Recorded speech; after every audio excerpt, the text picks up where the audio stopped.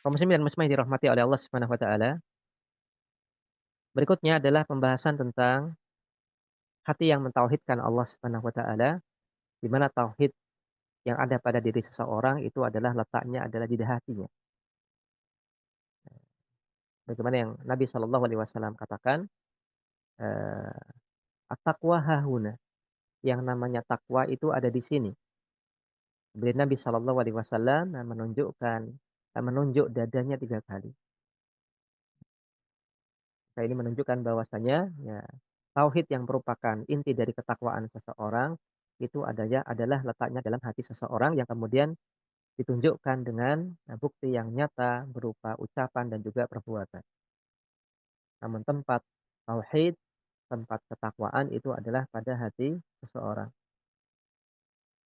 Kaum muslimin dan muslimah yang dirahmati oleh Allah Subhanahu wa taala, di antara hadis Nabi Shallallahu alaihi wasallam berkaitan dengan hal ini adalah bagaimana yang disampaikan oleh Abu Hurairah radhiyallahu anhu.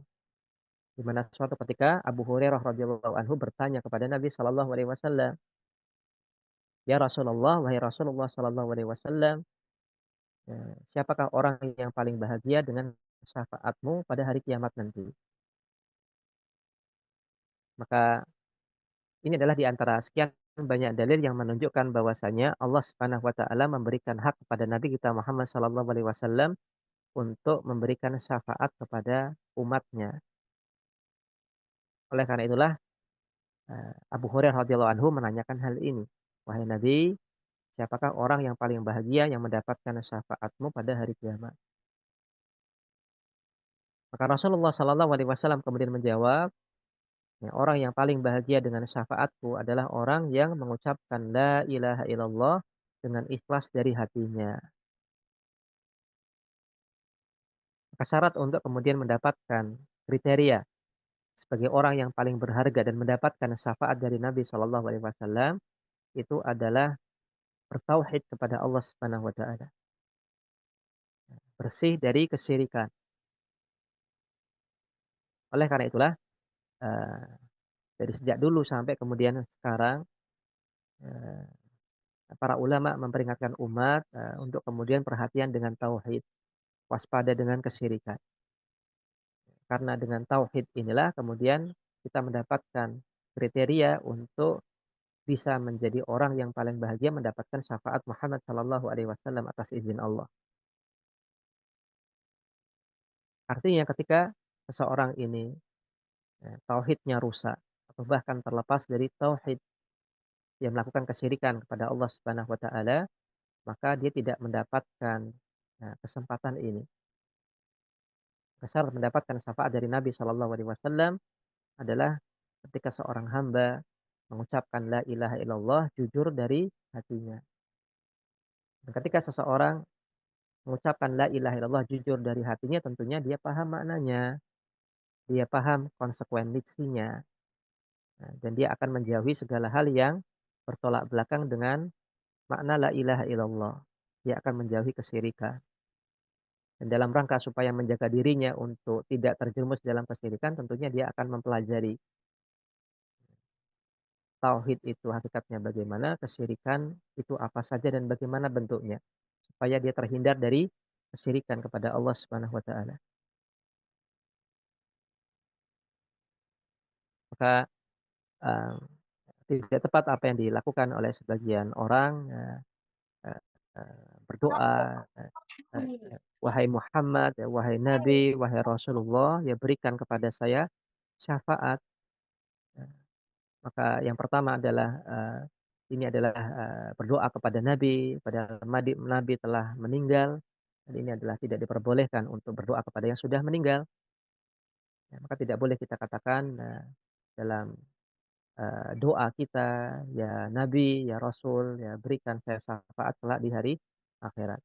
Namun yang tepat adalah dengan kita katakan, "Ya Allah, perkenankan syafaat nabimu diberikan kepadaku kelak nanti di hari akhirat." Maka tetap kita mintanya kepada Allah Subhanahu wa taala. Maka cukup banyak, tidak sedikit di antara, eee, manusia yang kemudian, menginginkan syafaat dari Nabi kita Muhammad sallallahu alaihi wasallam, tapi tidak memahami, ya bagaimanakah cara dan syarat untuk mendapatkan syafaat dari Muhammad sallallahu alaihi wasallam. Padahal Nabi mengatakan, orang yang paling bahagia dengan syafaatku adalah orang yang mengucapkan la ilaha illallah dengan ikhlas dari hatinya. Dia menjauhi kesyirikan dengan hatinya, lisannya, dan juga perbuatannya. Sebagai penutup kajian kita di kesempatan pagi hari ini, mari kita ingat kembali apa yang disampaikan oleh Sufyan bin Uyainah rahimahullahu taala. Beliau pernah mengatakan, "Nah, tidaklah Allah memberi nikmat kepada hambanya yang lebih besar daripada mengenalkan kepada mereka tentang la ilaha illallah."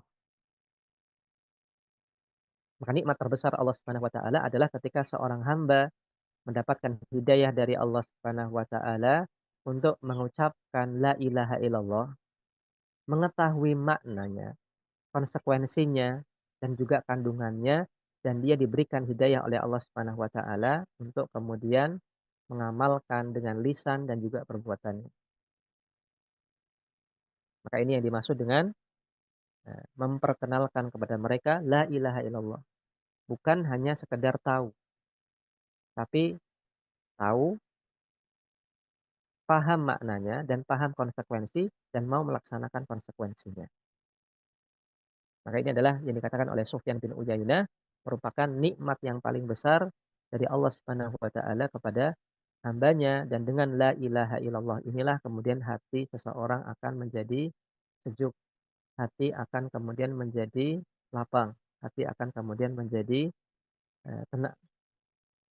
Namun semakin seseorang menyekutukan Allah Subhanahu wa taala, maka semakin jauh dari tauhid, ya, bahkan dia telah terlepas dari status, keislamannya ketika dia melakukan syirik akbar dan tidak bertobat kepada Allah Subhanahu wa taala.